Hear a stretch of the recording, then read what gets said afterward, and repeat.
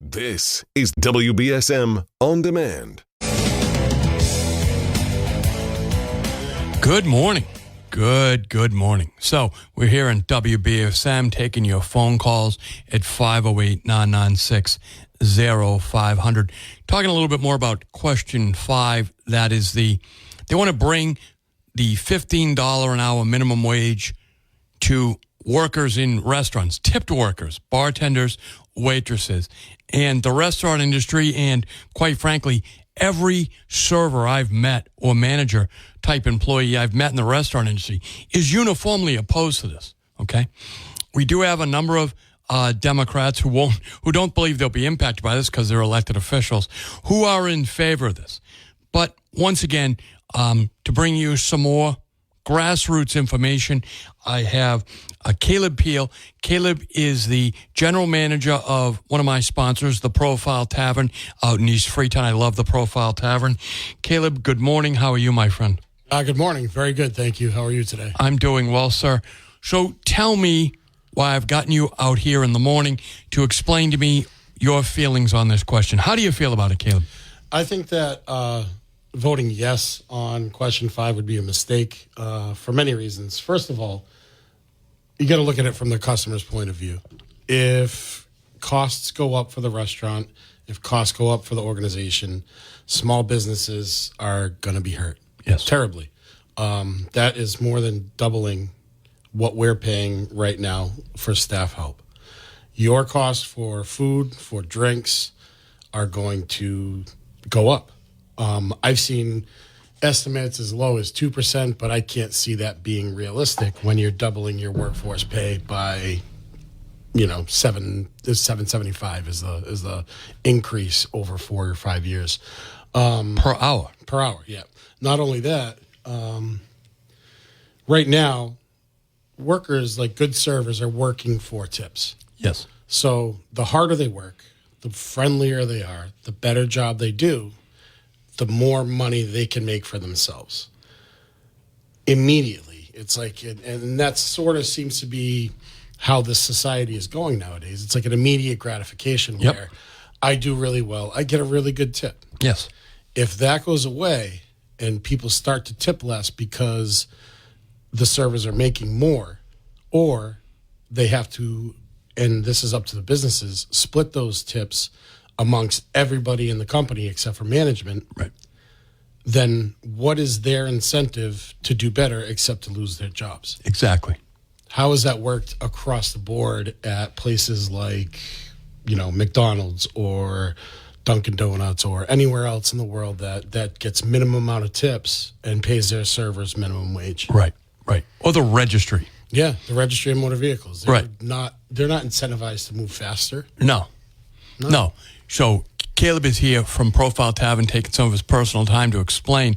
So Caleb, you guys out at the Profile Tavern, you have to hire servers. Will you be able to recruit and hire the best people if the tip economy goes away? Absolutely not. People work for those tips. Right. They can make far exceeding the minimum wage if they do their job really, really, really well. The better servers are going to find other things to do to make that money. They're not going to take their time to provide you with the world's best service and the best experience you could possibly have when they could make the same amount of money delivering DoorDash. Right. They won't need to do that anymore. We have Caleb Piehl from the Profile Tavern in East Freetown. We're talking about question 5 here. The Senator Jalen, very nice woman, mentioned the inequities, right? In other words, one server can do better than another, and she wants to try to eliminate that. But as a manager who's worked in a number of establishments, do you find that being a waiter or a waitress or a bartender is a job for everyone, or are there different types of personalities that do better or worse at the profession? Oh, there's definitely different personalities that do better or worse, and it also depends on how the customer is. Okay. So some customers will prefer a no-nonsense, straight to business, get you everything right away. that kind of affect from their server. Other customers are, want somebody that's bubbly and happy and very interactive and wants to, stand at your table for 10 minutes and have a conversation. The best servers in the world can read that and can decide, is this a table that needs me to be, really bubbly and happy and friendly with them? Right. Or is this a table that wants me to be friendly, but deliver my stuff, say how's it going, and then walk away? Get out of there, yep. Yeah, it's a very fine line. And getting those people to come in and thrive, making those decisions, and it's just going to be much more difficult than it has been in the past, because there's no real incentive for them to learn their customers when there's no tipping anymore or a drastic reduction in it. How concerned are the people that work for you at this moment in time, Caleb, about this question? Honestly, they're very concerned, but I don't think they're as concerned as they should be. It needs to be pushed more and more. Vote no on question 5, because at this point in time, I mean, the last poll I saw showed me a 62%. I think it was 62% in favor of question 5. Right. So right now, I don't know if it's getting out enough that this will hurt the restaurant and bar industry, especially for small businesses. Like, Caleb, you're the general manager of the Profile Tavern in East Freetown. You set prices, you work with the menu, all of that stuff. What will the immediate result of this be for the consumer? Immediate result? I mean, if it went into effect tomorrow, prices would go up X amount of dollars. I can't give you an exact amount, but our labor force will go up by 50% across the board for front of house. So that would increase prices by, I would say, about 20% right off the bat. And then it would have to go by there as to how much more help we need, because I don't know how hard or how servers and bartenders are going to react to making less money. You can't whip them to motivate them. No. So would that mean I'd have to hire more people at the higher rate as well? Sure. I don't know. That remains to be seen. I'm hoping, going forward that we can find a way to keep things the way they are and make everybody happy at the same time. And I don't know what that is. What's the goal going forward of passing this bill? What's the positive goal that people that want this bill to pass have? We're speaking with Caleb Piehl. He's the general manager of the Profile Tavern in East Freetown. So you're up against some really deep-pocketed people. George Soros' Open Society Fund put up about $300,000 I saw last year for this nonprofit that's put this question on the ballot. You have another Democrat named Shannon Liss Reardon, who gave a personal check for $20,000 to the Political Action Committee, the PAC that's supporting this question. Meanwhile, there's just you and other grassroots people against them. Yeah, I can't speak for either one of those people. I don't know them. No, they're against you. They don't want you to speak for them. I don't know their past. I don't know their history. I'd ask them questions. Have you ever been a server? Right. Have you ever been a bartender?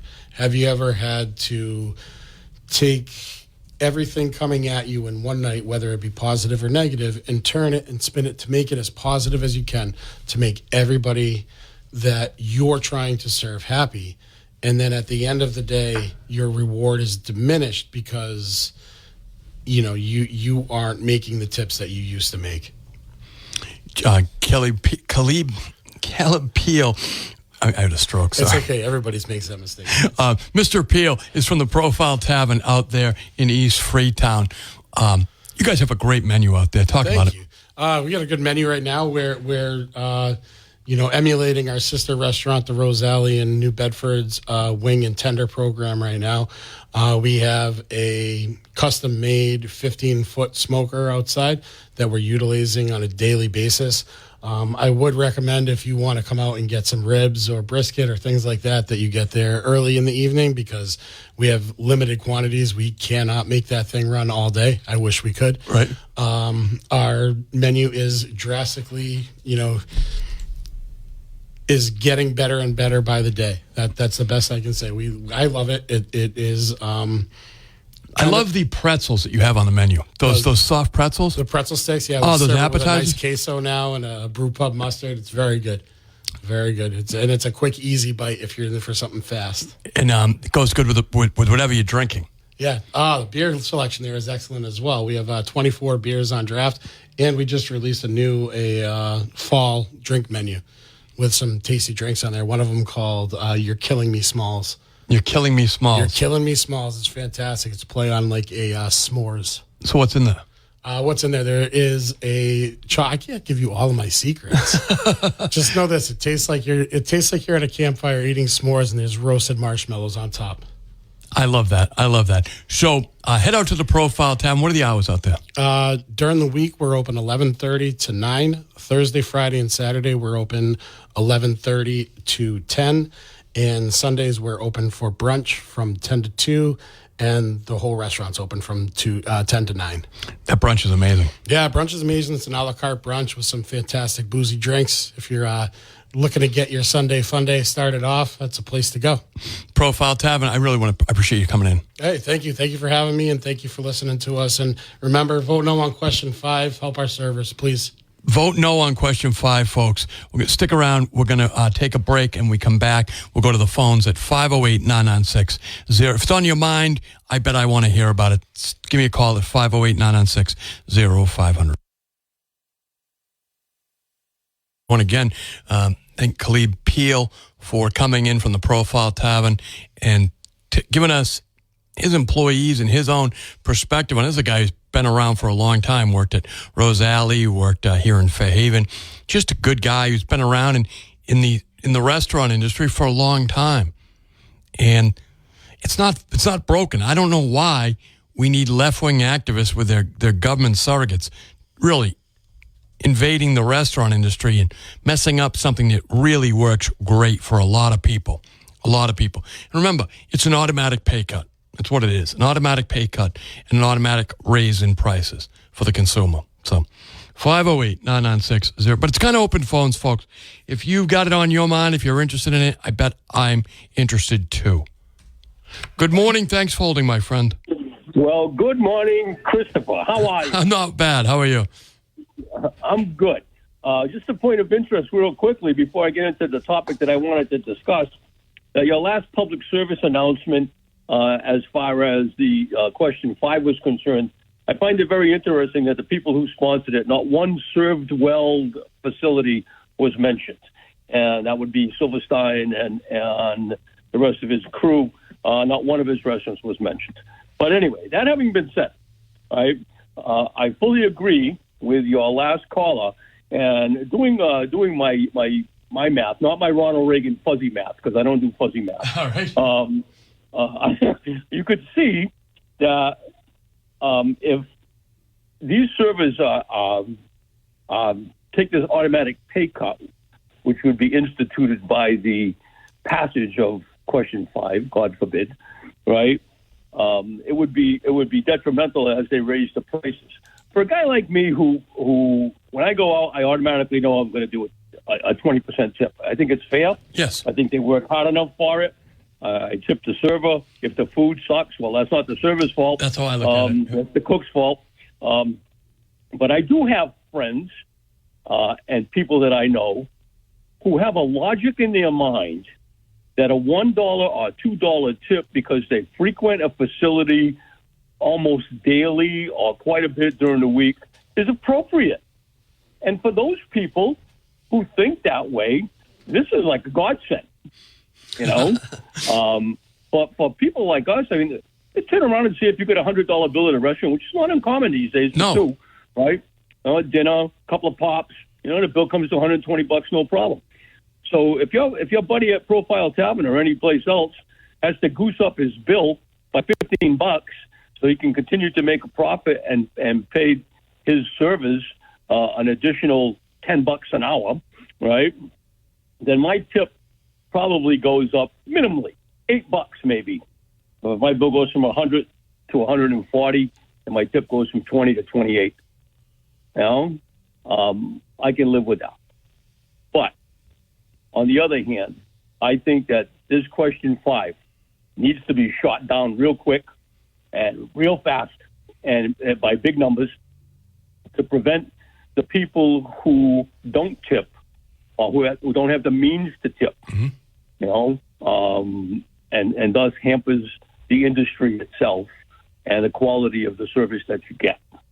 That's how I feel. So I thought his explanation was fair, and that he'd have to really do one of two things: get rid of some servers, raise his prices, or eventually cut his hours or close the door.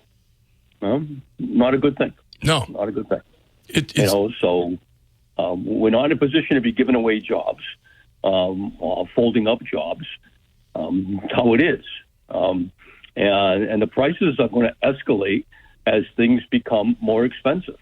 Very rarely do you see food qualities or restaurant items go down in price. Never. And they can't get chocolate, they can't get coffee, you can't get this, you can't get vegetables now. And the more that we have that gets destroyed by storms and inclemencies and lack of workers to actually sow these crops, we've got problems. And I don't see anything but escalation in the industry as far as the food service industry is concerned. So why add to it? We have a chance to not add to it and keep it at least status quo for a while. But that's my rant for today. Thank you, my friend, as always. I appreciate that. And look, again, I rarely don't tip well. I really, as he mentioned it, I thought in my mind, I can't think of the last time I had such bad service that I didn't tip the person anyway. And I have the same policy. If there's something wrong with the food, I don't blame the wait staff unless it's cold, I guess. But even then, it's usually if you have bad service, there's a lot of things that go wrong, and you know it. And again, I also recognize that some people have a bad day. But I can also tell you that I haven't really worked in the service industry except I was a paper boy, and I never had, well, that's not true. I had one customer that didn't tip well, but later on, it was kind of explained to me that they were like maybe mentally ill.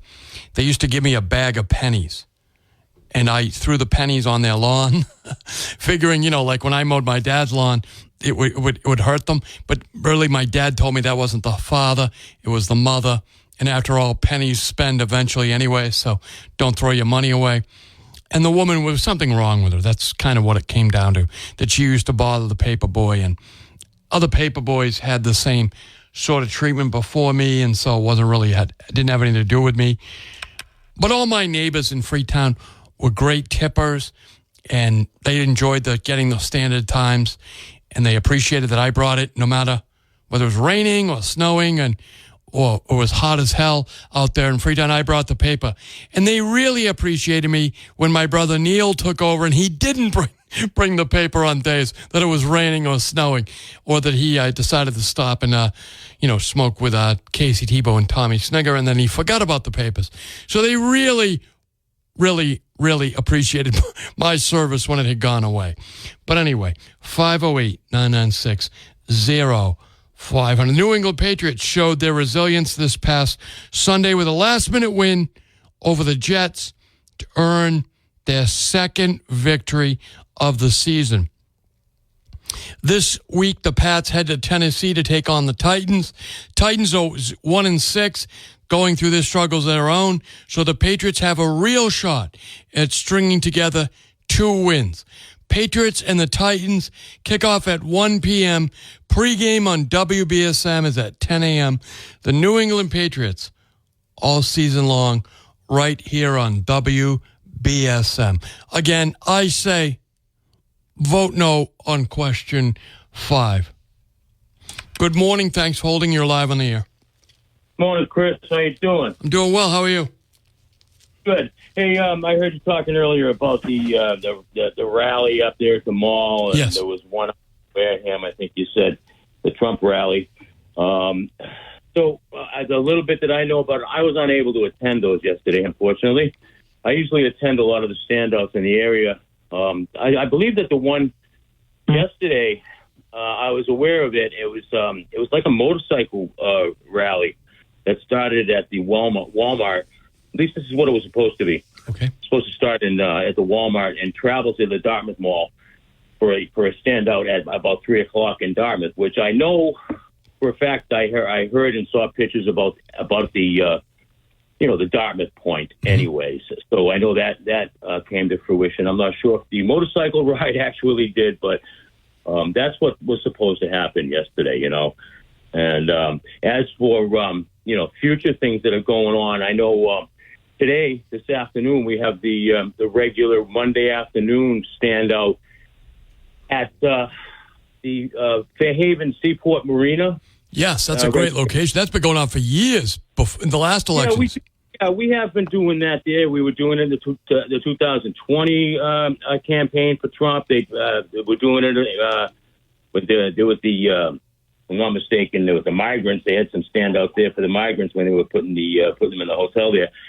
But I know that we have it's a great location, and we do it there every Monday afternoon from 4 to 6. And there's only a couple Mondays left here now. That's right.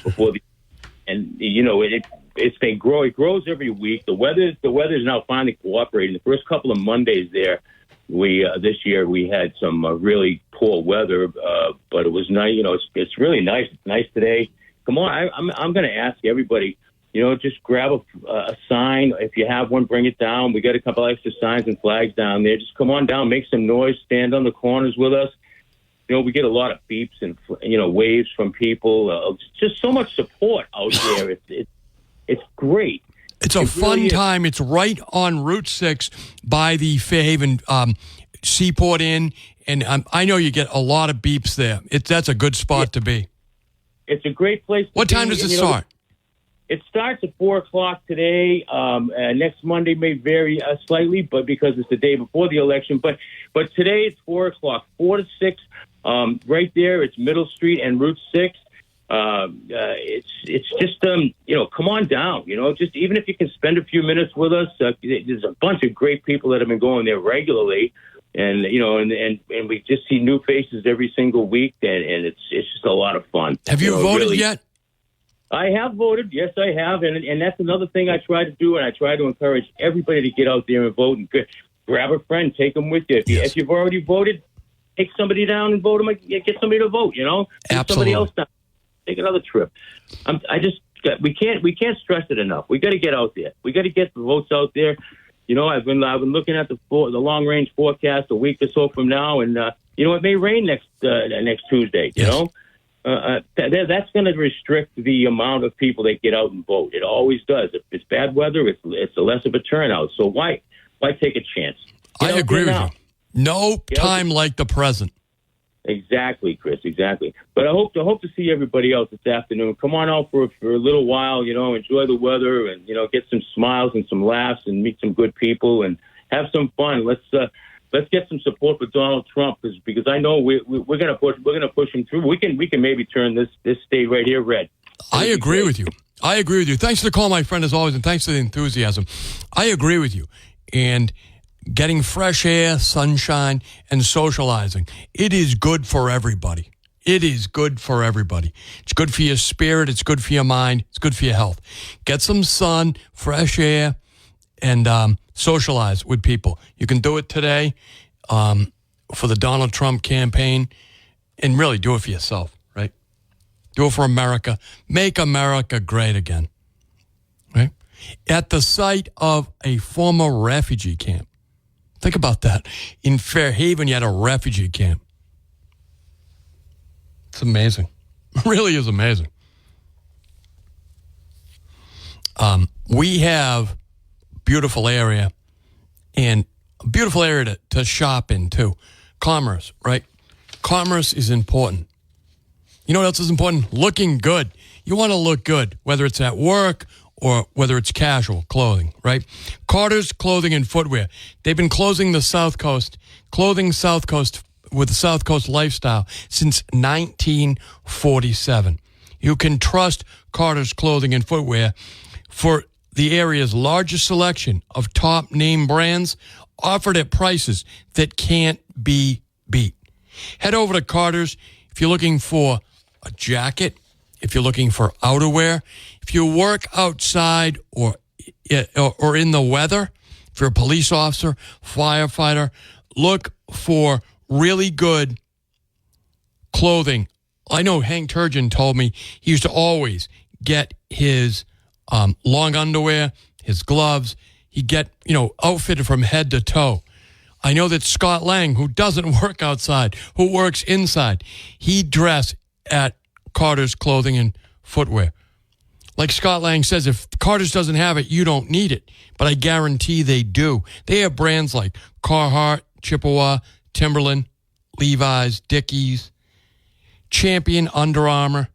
Everybody remembers the first pair of Levi's they got from Carter's Clothing and Footwear. Your family could have that tradition again. They've got great jeans, work shirts, flannels, flannel-lined pants. You can stand outside a long time working or hiking, exploring if you have flannel-lined pants. They really are amazing. So they have free parking at both locations, 55 William Street in downtown New Bedford and 288 Plymouth Avenue in Fall River. Consistently friendly, helpful staff at Carter's Clothing and Footwear. The other thing, too, use them for your holiday shopping. Get your Christmas shopping done early at Carter's Clothing and Footwear. You don't know what someone wants? Buy them a gift card. Get a gift card for clothing and footwear from Carter's. The other thing they have is uniquely New Bedford items. You can go in there and get New Bedford gear, right? Send it to your friends. I know Hugh Dunn recently texted Kevin Carter, right? One of the owners, looking for some New Bedford gear because he misses New Bedford up there at his Boston law firm. So shop small, shop local, shop Carter's Clothing and Footwear. Tell him Chris McCarthy sent you. We're going to take a break. We'll be right back. Her closet's missing half the things she bought. Yeah, tequila makes her clothes fall. Welcome back to the program. Apparently, tequila makes that girl's clothes fall off. I don't know her, but I'd like to know her.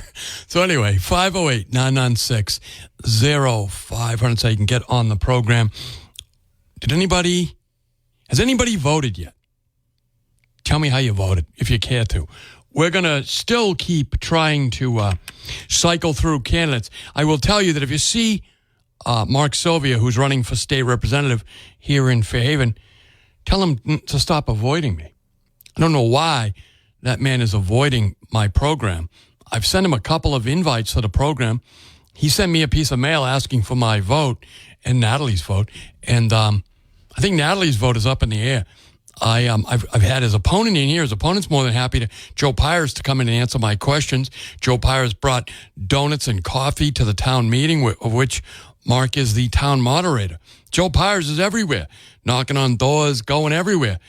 Joe Pyers cares about the people of Fairhaven and Tri-Towns, right? Rochester, Acushnet, Marion, Mattapoisett. I don't know why Mark Sylvia is afraid to come in here to the program.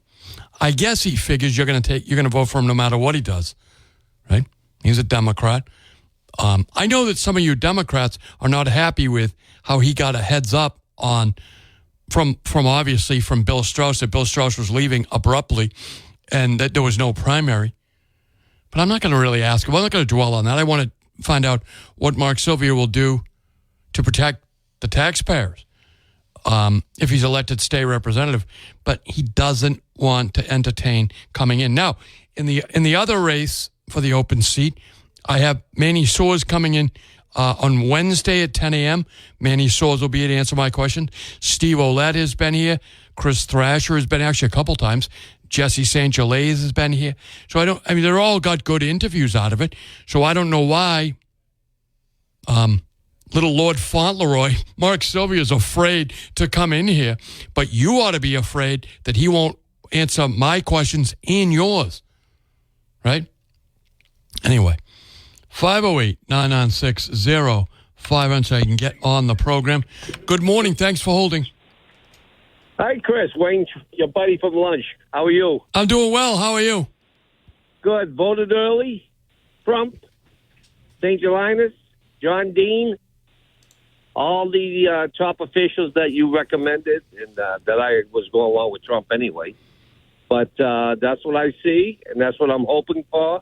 for a change. I'm hoping for the best for this country now. I'm hoping for us to go forward, march on, without any discrepancies now. I appreciate that, Wayne. And you voted for Jesse St. Gelage, you voted for Trump, and you voted... And John Dean? Oh, you voted for Deaton, John Deaton. Yeah. Yeah, for U.S. Senate, yep. Who another guy who came in and answered our questions? Who's the other one? He had some county commissioners, too. Yeah, I did Julie, the one that was on your program. Yeah, Julie, yep. Julie's a good selection. Excellent. Yeah, hey, I voted. I appreciate that, Wayne Trahan. Thank you for the call, my friend. All right, buddy. Thank you.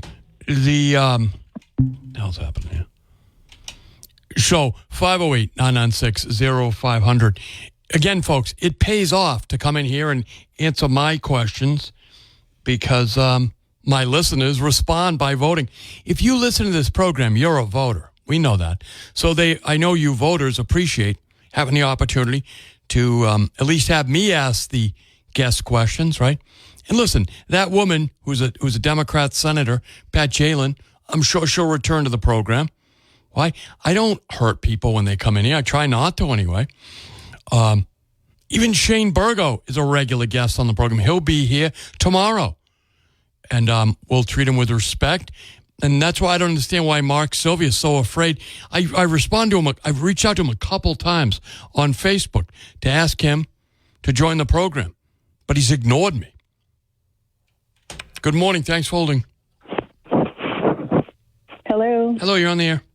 Hi, my name is Cheryl Gouveia. How are you? I'm doing well, Cheryl Gouveia. Good. So I'm calling in regards to a petition that is being circulated in the West End of New Bedford. Okay. And it's in regards to the increasing number of sober homes, group homes, and rooming houses that are being established within the residential areas of our city. Yes.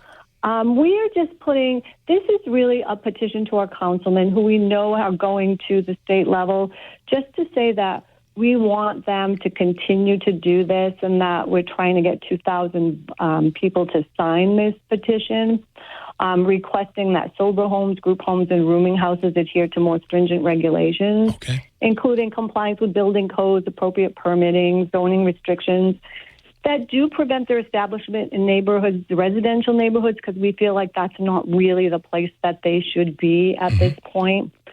And also, I just want to make the point that there are people that are coming into the city that are saying they're going to run these type of facilities, but they're really for-profit entities. Yes. And they're just putting 10, 12, 14 people in a home, and there is no oversight for them.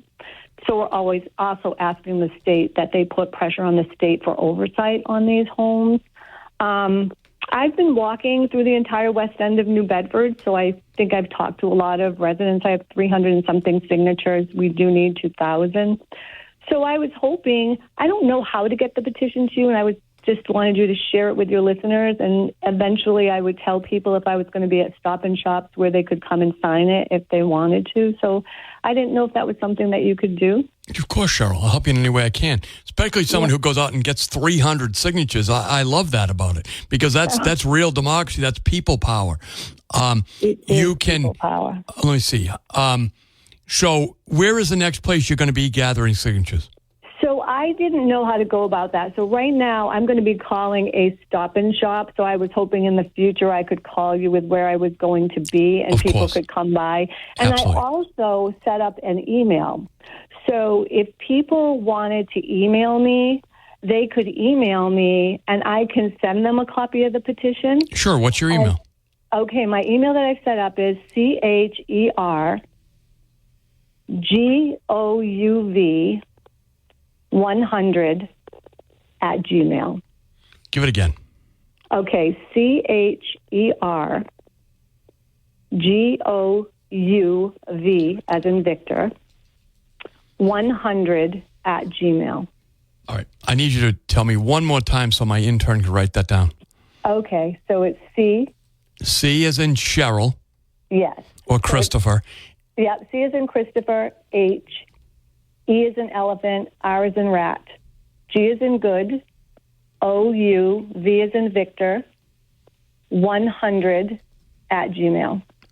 All right, Cheryl. And that's how people can email you if they want to contact you, want to help you out, want to condemn you. This is how you can reach Cheryl Gouveia, who's working to save the city of New Bedford from the onslaught of for-profit sober homes.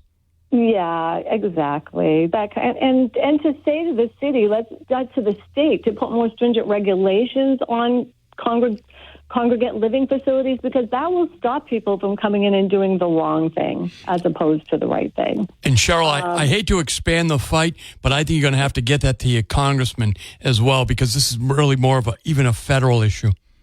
It is. You are absolutely right. It is a state and federal issue. And right now we're just trying to get the solidarity of 2,000 signatures to our councilman.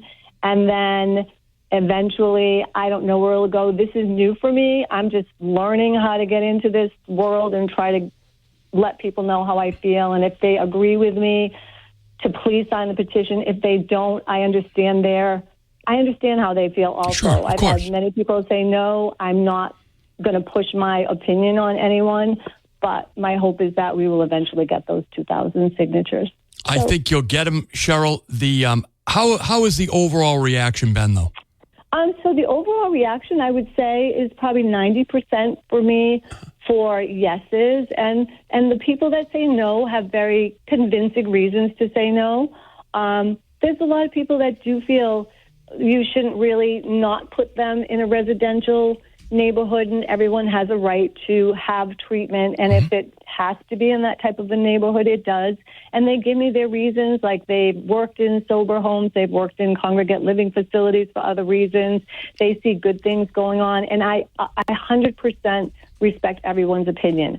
In my case, a home that could possibly have 12 men with no proper oversight, not even a house manager, tells me that this man is coming in for a for-profit entity, and he's causing a neighborhood now to have people that are lingering around, hopefully, I'm sure, to prey on these people.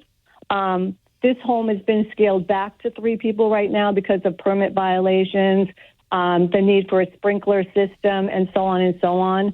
But it's going through the housing court, and I'm sure eventually there will be something there. But my feeling is that this probably isn't the best place to put 12, 15 men in a city. Cheryl, I agree with you. You sound like a very reasonable person. I will say, have you had any contact with the mayor's office? Because they've really stepped up in code enforcement on these places.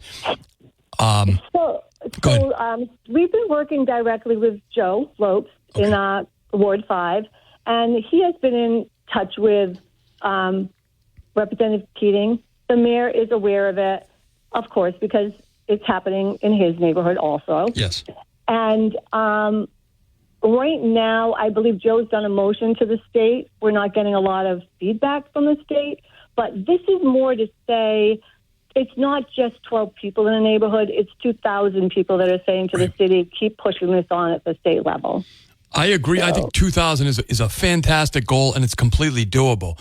So, yes. Cheryl, what I want you to do is to tell me when you get the next location where you're going to be public, and we'll make it well known.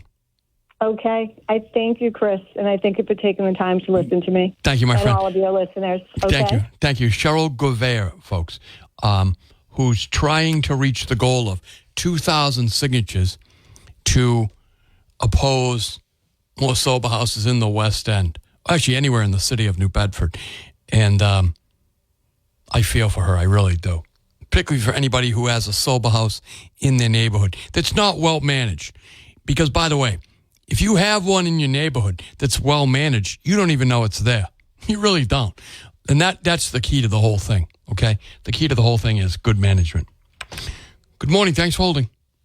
Good morning, Chris. How are you? I'm good.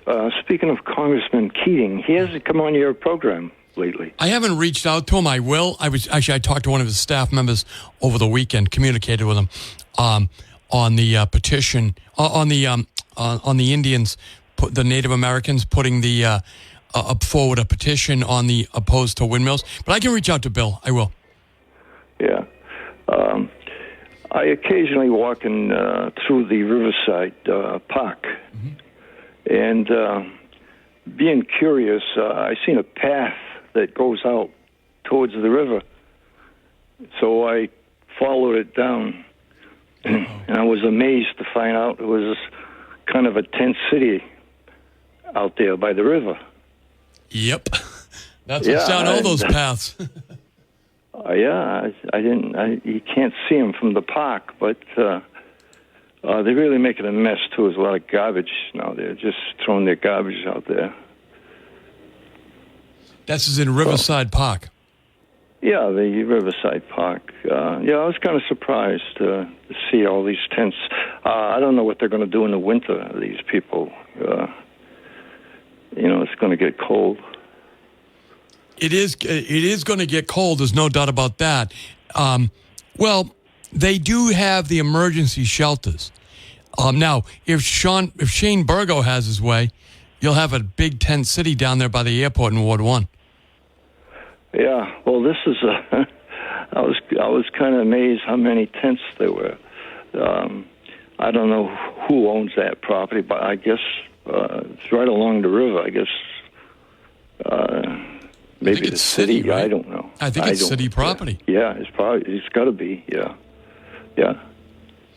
Well, be careful, my friend. Thanks for the call as always.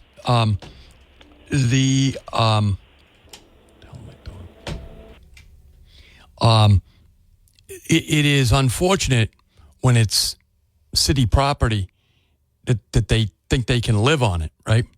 I know Brian Gomes found somebody living in a tent in Brooklawn Park and raised concerns about it with the police department. Of course, Maria Siesta, asleep at the switch, she got angry with him for trying to police her ward, even though Brian's represents everybody in the city and does a good job of it. So that's outrageous. Anyway, it's hard to make progress when you've got people in the boat filling it with water, right? It's amazing. Anyway, elections have consequences, right? 508-996-05. Take a break. We'll be right back. Just idle on over and toss us a line. You can toss me a line. I'm about out of here. 508-996-0500. Good morning. Thanks for holding. Hello, you're on the air.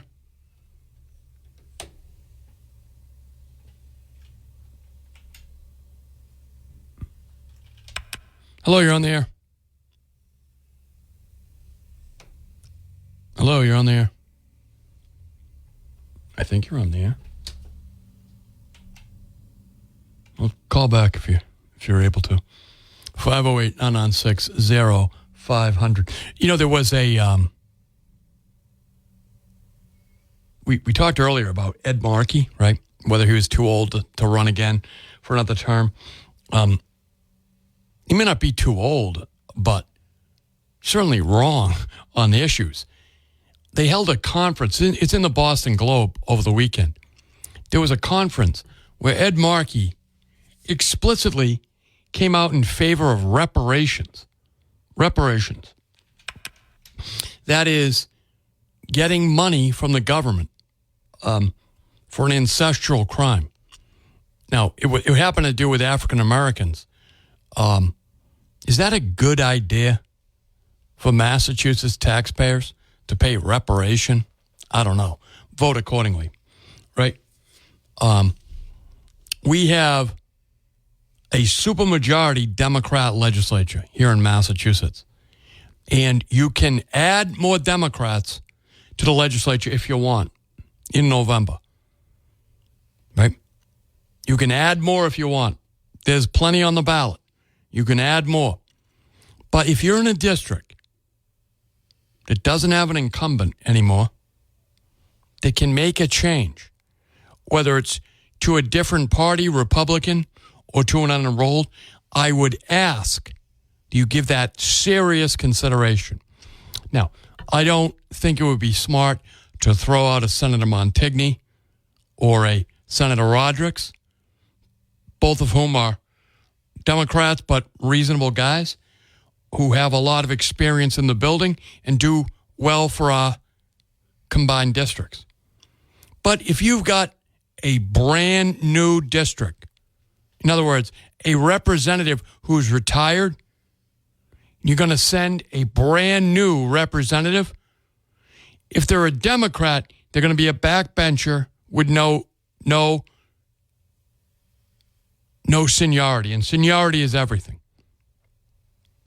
If you've got an opportunity to send a Republican or an unenrolled to the legislature, I would take that opportunity. Good morning. Thanks for holding. Yeah, Chris? Yes. Yeah, do you have the Trump headquarters number? Do I what? A Trump headquarters number in New Bedford? I don't have the phone number. You got to head down. It's the DeMello International Center. It's the table. You park in the back parking lot. Go through the open doors right there. The Santander. And it's right across from Santander. There's a couple of guys at a table right there. I don't know the phone. They don't have a phone there, I don't believe. You can reach out. I'm trying to get someone to put a sign on my street. They got 2 Harris's signs and no Trump sign. And I know everybody in the neighborhood. Yeah. So this is Attorney Andrew Kalis. This is Attorney Andrew Cazzera, right? Right. All right. So I can reach out to Tom Hodgson and